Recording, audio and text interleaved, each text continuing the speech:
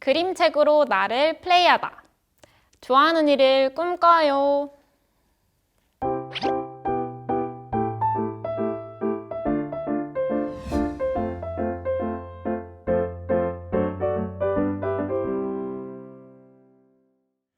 이번 시간의 주제는 꿈에 관한 이야기로 잡아보았습니다.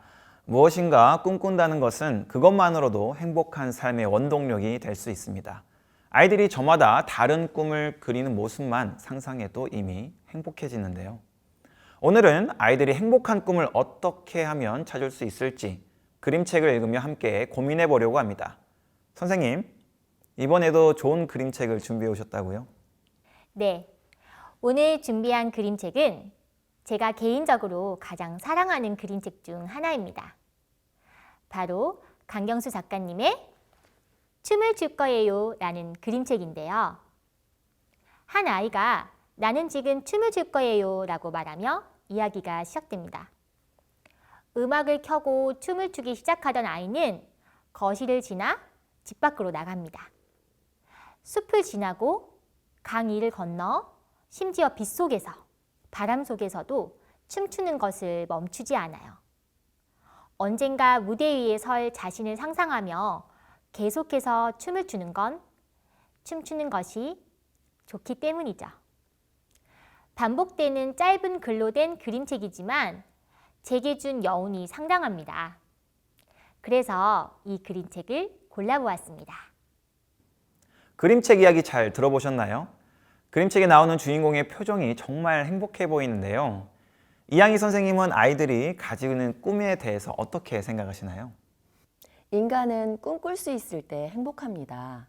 커서 무엇이 되고 싶은가 보다 지금 현재 나는 무엇을 할 때 즐겁고 행복한지를 고민하고 찾아보는 시간이 꼭 필요하다고 생각합니다. 아주 좋은 말씀입니다. 현재를 위한 행복을 위해서라도 미래를 위한 행복을 위해서라도 꿈에 대해서는 반드시 고민하는 시간이 필요할 텐데요. 그럼 이 책을 소개해 주신 김선정 선생님께서는 아이들의 꿈에 대해 어떻게 생각하고 계시는지 궁금합니다. 네, 저는 우선 다른 선생님들께 여쭙고 싶어요. 선생님들은 아이들과 꿈에 대한 이야기를 나눌 때 주로 어떤 이야기를 나누시나요? 보통 미래에 어떤 직업을 가지고 어떤 일을 하는 사람이 되고 싶냐는 일종의 진로 개념으로 꿈을 다루는 게 일반적인 것 같아요. 네, 우리는 흔히 무엇이 되고 싶다, 또 무엇이 되겠다라는 결과론적인 이야기만 나누는 것 같아요. 하지만 가장 먼저 생각해 보아야 하는 것은 내가 진짜로 좋아하는 일이 무엇이냐 하는 거죠. 여러분은 무엇을 할 때 가장 즐겁고 행복하신가요? 좋아서 했던 일이 꿈으로 연결될 수도 있고 아닐 수도 있습니다. 하지만 중요한 것은 그것을 할 때 우리는 충분히 행복하다는 것이죠. 이 그림책으로 아이들과 내가 좋아하는 일에 대해 마음껏 이야기 나눌 수 있으면 좋겠어요.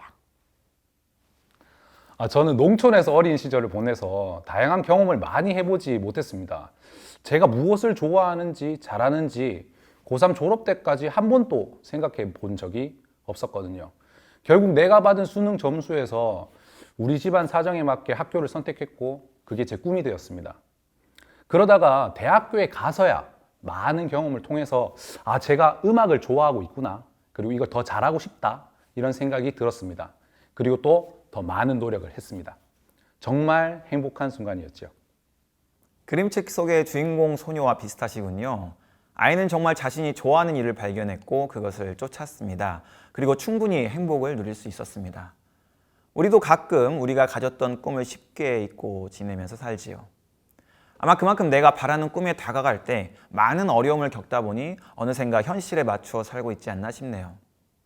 그러니까요. 저는 마지막 장면을 보고 울컥했어요. 꿈이랑 아이들이 부담 갖지 않고 좋아하는 일들을 찾아볼 수 있었으면 하는데 어렵네요. 발표를 조금 다르게 해볼까요? 앞선 활동들에는 청각을 자극하는 요소들이 부족했던 것 같아요. 성혜 선생님, 아이들이 랩으로 발표한다면 조금 어려울까요? 아닙니다. 힙합은 나를 표현하는 가장 쉬운 음악적 도구다 라고 첫 시간에 말씀드렸었는데 오늘 한번 시도해 보시겠어요?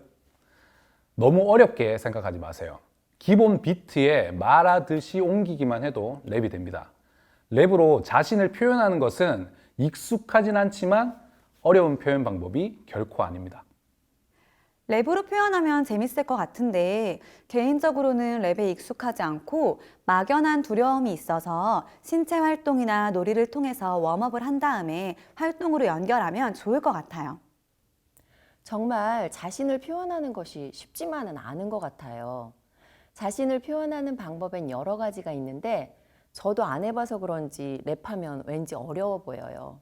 그래서 많이 해본 신체 활동이나 좋아하는 놀이와 함께 랩을 접목하면 처음 접하는 친구들도 랩에 두려움 없이 편안하게 자신을 표현할 수 있을 것 같아요.